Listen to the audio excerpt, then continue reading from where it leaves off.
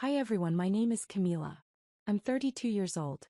I need to tell you about Tuesday dinner because that's when everything crystallized. That's when I understood with perfect clarity that I'd spent 26 years invisible in my own family. My brother Marcus called in on video. He was glowing, practically vibrating through the screen. We found a house, he announced, and Mom actually squealed. Actually squealed like he'd cured cancer instead of just locating a 3-bedroom ranch in a decent suburb. Show us. Mom demanded, and Marcus panned his phone across granite countertops and hardwood floors. Dad leaned forward, reading glasses perched on his nose like a judge reviewing evidence. I sat at the end of the table, fork halfway to my mouth, pot roast cooling on my plate. How much do you need, son? Dad asked. His voice had that warm honey quality he reserved for Marcus. Only for Marcus. $100,000 would close the gap, Marcus said. We've got good credit, but the down payment. Consider it done, Dad interrupted. We'll wire it tomorrow morning. This is an investment in your future, Marcus. You're building something real. I set my fork down. The ceramic clicked against the plate, loud in my ears but apparently inaudible to everyone else. What about me? I asked quietly. 3 faces turned toward me like I'd started speaking Mandarin. What about you? Dad's warmth evaporated instantly. I still have student loans, I said. My voice stayed even through practice. Interest at 6.8%. I'm working 2 jobs. You refused to help with school. You said it wasn't a good investment. You went to state school, Dad said, dismissive. For graphic design. Unserious. I asked for $15,000 for tuition, I continued. You gave me an Applebee's gift card for Christmas that year. Marcus got the BMW. Marcus was studying business. Mom cut in, defensive now. Real career prospects. You were always so artistic. She said it like a diagnosis. Marcus shifted on screen, uncomfortable maybe, but silent. Always silent when it mattered. I paid my own way through everything, I said. My hands felt cold. I worked campus catering. I worked retail on weekends. I graduated with $42,000 in debt and you gave me a $50 Visa gift card at graduation. You should be grateful we came to your graduation at all, Dad said. His voice had gone hard. You've been a disappointment since you were 16, Camila. You chose the easy path. State school. Art classes. Now you're what? Designing greeting cards. I'm a senior designer at a tech firm, I said quietly. I make $78,000 a year. And Marcus makes $140,000, Dad countered. That's the difference between ambition and mediocrity. That's what failure feels like, Camila. What you're feeling right now. The room tilted slightly. Not metaphorically. The actual room seemed to shift on its axis. No one argued with him. Mom studied her napkin.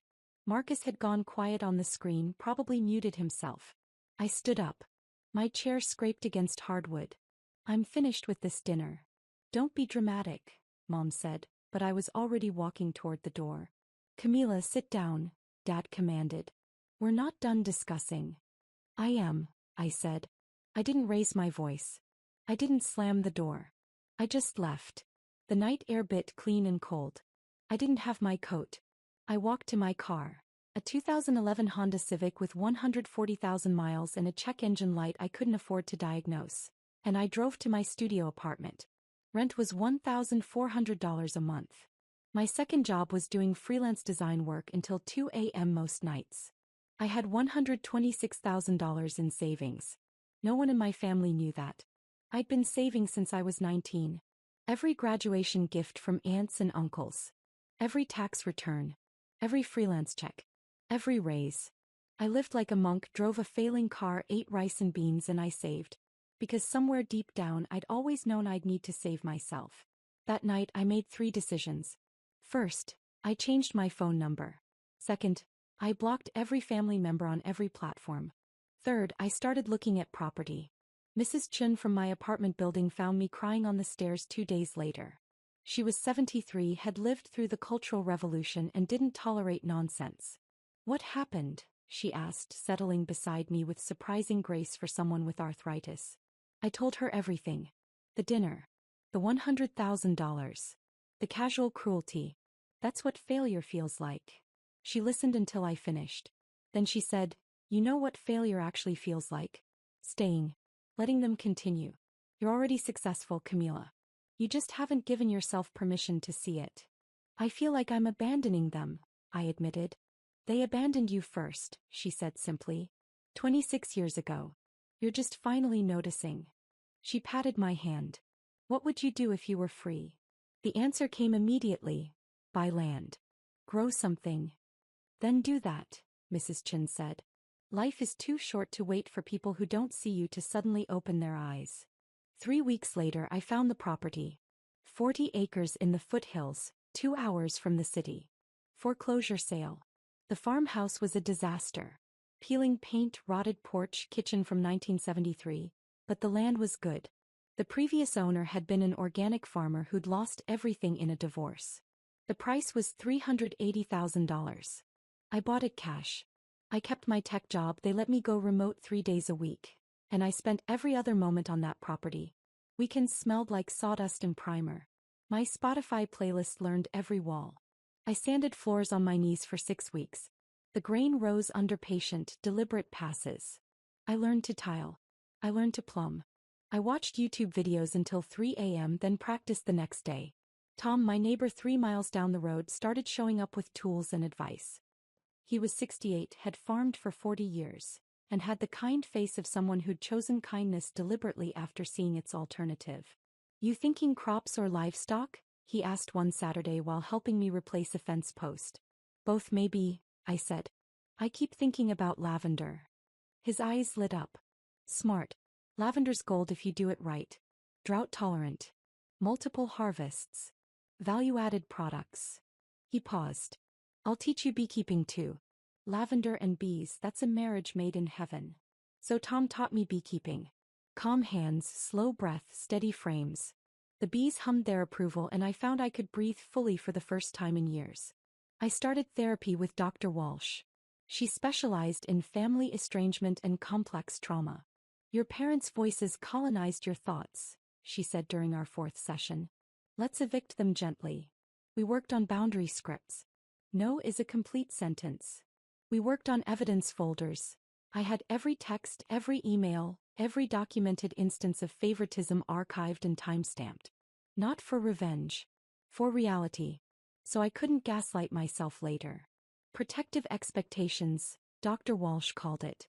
Plan for their absence. Build a life that doesn't require their approval to function. I planted lavender in cautious rows. 5 acres the first spring, then 10. I researched varietals and soil amendments. I joined farming forums and took extension courses. The work was brutal and satisfying in equal measure. My tech job stayed stable. My boss Dana didn't ask questions when I requested permanent remote work. "You're producing excellent work," she said. "Where you do it doesn't matter to me." The first harvest came in July, 18 months after I'd bought the property. Purple rose stretched toward the tree line. The scent filled the valley. Tom helped me cut and bundle. We worked dawn to dusk for a week and I sold everything at farmers markets within a month. The farm paid for the farm that first year. I hired 2 employees. Emma, a college student who needed flexible hours, and Tyler, who was aging out of foster care and needed steady wages and real training. I paid them $22 an hour. I extended hours when Emma needed tuition savings. I wrote Tyler a reference letter for community college that made him cry. "Why are you helping me?" he asked. "Because someone should have helped me," I said. "And because you're worth investing in." The farmhouse transformed. I'd restored the oak floors, updated the kitchen, added solar panels. 3 hives became 6. I got goats as a lawn crew. They had personalities and opinions, mostly about what constituted acceptable fencing. I didn't contact my family once. Not on holidays. Not on birthdays. My phone number stayed changed. My social media stayed dark. I slept through the night for the first time since I was 12. 2 years and 3 months after that Tuesday dinner, my brother Marcus took a wrong turn trying to find a wedding venue in the foothills. He drove past my property. Lavender rose in perfect rows. The tin roof gleamed. My truck sat in the drive. The farmhouse looked settled, permanent, real. He took a photo. An hour later my new phone rang. A number I didn't recognize. I almost didn't answer. But I was expecting a call from a bulk buyer, so I picked up. Camila. My father's voice. Thin with surprise. How did you get this number? I asked evenly. Marcus saw your place, he said, ignoring my question. He said, is that really yours?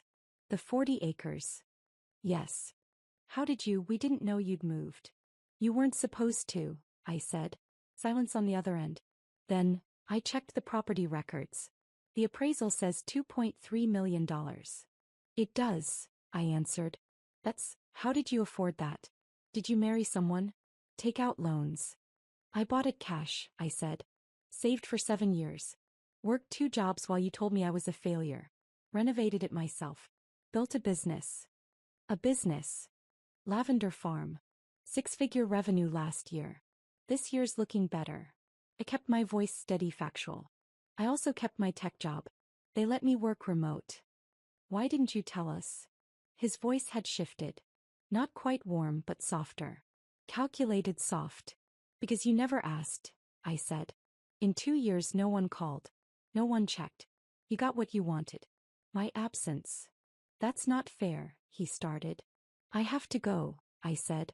I have a harvest to manage. Wait, Camila, we should talk. We can help you expand. Contacts. Capital. Real guidance this time. No, I said simply. I don't want your involvement. Don't be childish, my mother's voice cut in. She'd grabbed the phone. We're family. You said I was a failure, I reminded her. My voice didn't shake. Dr. Walsh would be proud. At Tuesday dinner. You sat there while Dad said, that's what failure feels like. You said being artistic was a diagnosis. You gave Marcus $100,000 and you gave me an Applebee's gift card. We can discuss this like adults, Mom said, but her voice wavered. We just did, I said. And now I'm hanging up. I blocked the number. The email came the next day. Subject line, investment proposal. I archived it without opening it. 3 days later, a courier delivered an envelope. Inside, a check for $100,000 and a note in my father's handwriting. For your college loans. We should have helped then. We're helping now. I took the check to my office. I put it through a crosscut shredder until the numbers disappeared into confetti.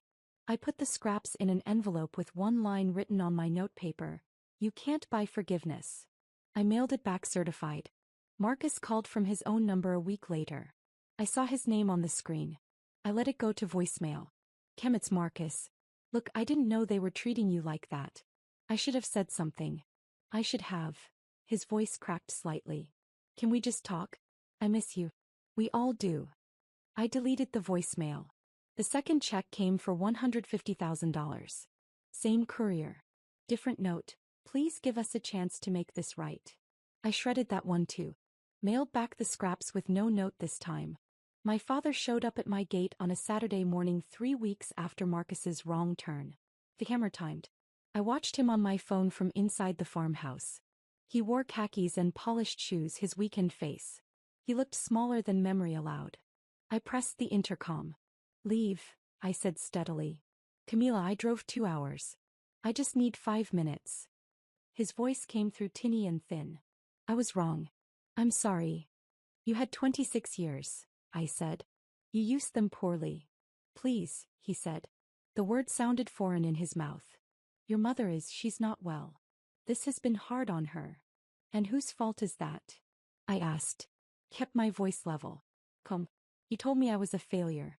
You funded Marcus's everything and gave me nothing. You dismissed my degree, my career, my entire existence. Now you're here because you discovered I don't need you. That's not an apology. That's panic. I want to make amends, he said. Forgiveness isn't reconciliation, I said quietly. It isn't access. I've forgiven you for my own peace. But that doesn't mean you get to come back into my life.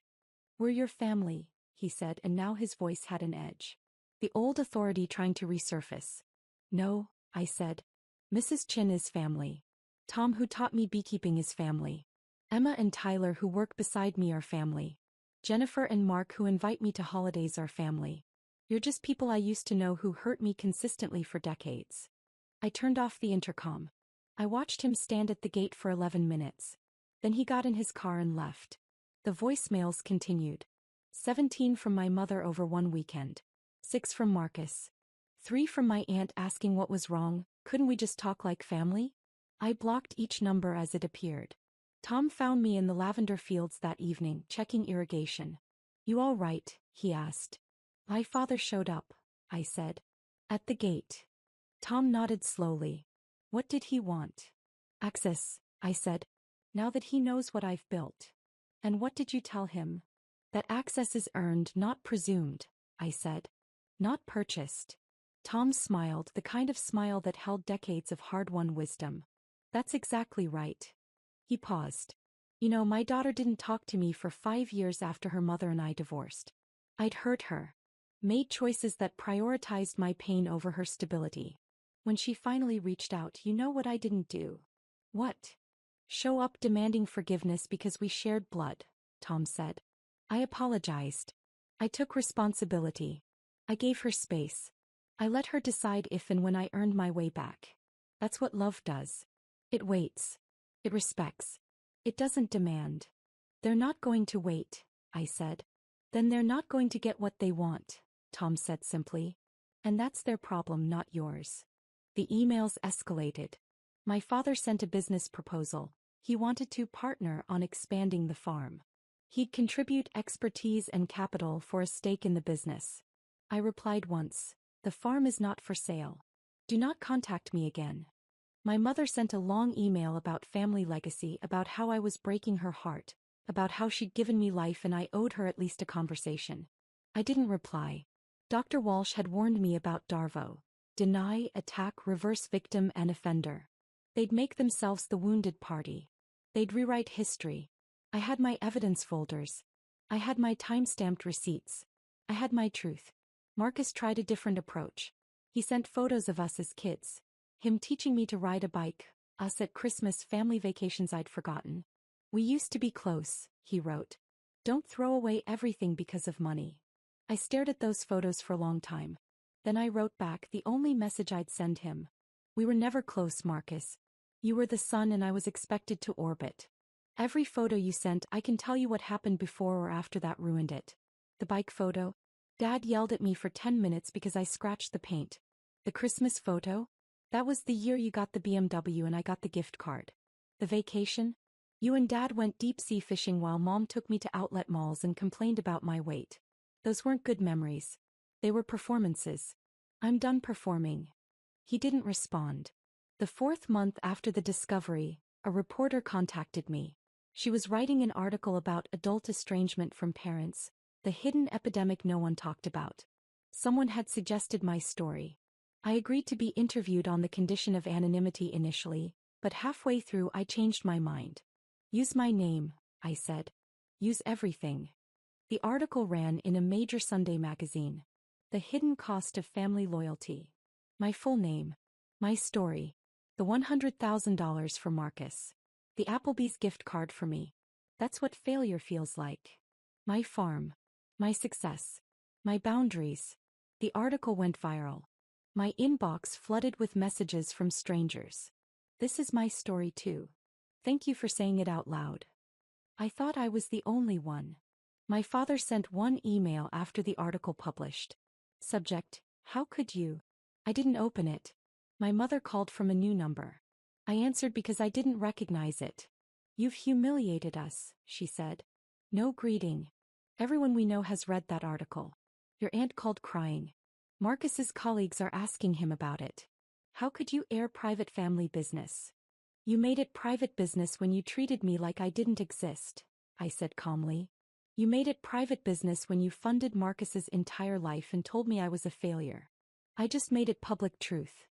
We'll never forgive this betrayal, she said. Then we finally agree on something, I said and hung up. I blocked that number too. The harvest came again. Year 3 on the property. The fields were established now, mature. Emma and Tyler worked beside me, along with 3 new part-time workers I'd hired for the season. We cut and bundled in efficient rhythms. The market orders had tripled. I'd added value-added products. Lavender honey from Tom's teaching, essential oil through a co-op partnership, dried bundles that sold at boutique shops. The farm generated $220,000 in revenue that year. After expenses and payroll, I cleared $140,000 profit. The same amount Marcus made in salary at his corporate job. Except I own my land. I own my business. I owed nothing to anyone. Emma left for UC Davis that fall on a scholarship for sustainable agriculture. I kept her summer position open. You'll always have work here, I told her. Tyler enrolled in community college for environmental science. He showed me his schedule with trembling hands. I never thought I'd be able to go, he said. You earned it, I said. Keep going. The farmhouse felt settled now. I'd planted a garden, vegetables and herbs, cherry tomatoes that Tom said would take over the world if I let them. I cooked meals I actually tasted. I invited neighbors over. I hosted a harvest dinner with 30 people crowded around tables in the barn. Mrs. Chin came 3 hours on the bus. She brought soup and a check for $500. An investment, she said when I tried to refuse. I invested in you. You multiply everything you touch. I framed that check. I didn't cash it. Jennifer and Mark, the couple who ran the farm 2 properties over, became the kind of friends who showed up with coffee and stayed for hours. Their kids called me Aunt Camila. I taught their daughter Emma Rose to identify lavender varieties. She was 7 and asked careful, curious questions. Why didn't your family come to the harvest dinner? She asked once. Because they're not part of my life anymore, I said honestly. Did they do something bad? They did a lot of small bad things for a very long time, I said. Until it added up to something I couldn't carry anymore. She thought about this seriously. My teacher says family is who loves you, not just who you're related to. Your teacher is very smart, I said. 6 months after the article, my father sent a final letter. Not email. Actual paper, actual stamps. I recognized the handwriting on the envelope. I sat on my porch for 10 minutes before opening it. The goats watched me judgmentally. The sun set low over the purple rose. The letter was 3 pages. Handwritten. It started with, Dear Camila, and ended with, Your father who loves you. In between, it said everything I'd needed to hear at 16, at 22, at 28. It acknowledged the favoritism. It admitted the cruelty of that dinner. It recognized the years of dismissal. It apologized. It also asked, carefully, humbly, if we could start over. Not as we were, but as something new. Rebuilt from honesty instead of obligation. I read it 3 times. Then I wrote back. 1 page. Thank you for this letter. I've waited a long time to hear these words. I forgive you. I genuinely do. But forgiveness isn't reconciliation. It isn't access. It isn't a relationship. I've built a life here that works. I've built a family that sees me. I've built peace that doesn't require your approval or your presence. Maybe someday that will change. But not today. Not this year. Maybe not ever. I hope you understand. I hope you're well. But I need you to understand. The gate code won't change. The blocked numbers will stay blocked. This is my boundary. This is my life. I'm keeping it. I signed it Camila, and mailed it without a return address. Year 4 on the farm. The lavender stretched toward the tree line in established rows. I'd added 15 more acres in production. The business had grown to include workshops. People paid $150 for a day learning lavender cultivation, beekeeping basics, farm-to-table cooking using the property's herbs. I hired a part-time manager, Chris, who'd left a corporate job for farm work and never looked back. We walked fence lines at dusk, checking gates. The goats followed like nosy neighbors. You ever regret it? Chris asked once. Cutting your family off? No, I said honestly. I regret I had to. I regret they made it necessary. But I don't regret the choice itself. That's pretty healthy, Chris observed. Therapy, I said. Lots and lots of therapy. The tech job remained part-time now. Dana had promoted me to creative director with a contractor agreement that let me set my hours. Best work you've ever done, she said during my review. Whatever you're doing, keep doing it. What I was doing was living in alignment.